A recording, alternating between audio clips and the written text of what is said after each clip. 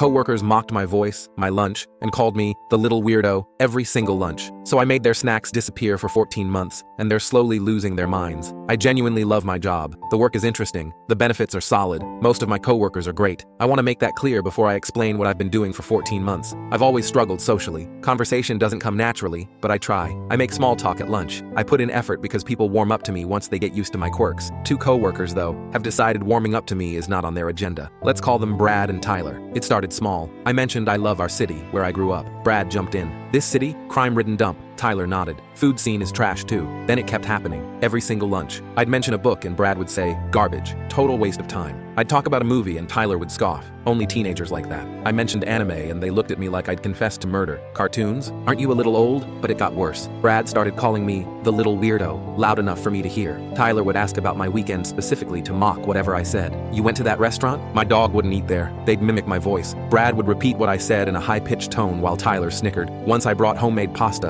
and Tyler announced, something smells like an Italian garbage truck, then looked directly at me and winked. Every lunch became a gauntlet. I couldn't complain to HR about they're mean about my books. Confronting them would make work worse. I needed something else. Then I noticed the snacks. Twice a week we buy snacks for the office. Brad loves fancy artisanal jerky. Tyler is obsessed with imported cheese spread. They'd put them in the fridge with their names in marker like 5-year-olds claiming juice boxes. One evening I was working late. Brad and Tyler had gone home. I saw Brad's precious jerky and thought about every time he'd called me the little weirdo. I took the jerky, walked downstairs, gave it to the office below as a neighborly gesture. That was 14 months ago. I've turned it into an art form. Sometimes I eat their snacks during late nights. Sometimes I give them to the cleaning crew. Once I fed Tyler's cheese spread to pigeons outside. Sometimes I just throw it in the dumpster because knowing it's rotting in garbage is enough. The key is inconsistency. 75% of the time, their snacks disappear. Sometimes I let them survive. Keeps them guessing. They've completely lost their minds. Brad accused the new intern of stealing his jerky. Made the poor kid almost cry. Tyler sent a company-wide email asking if anyone accidentally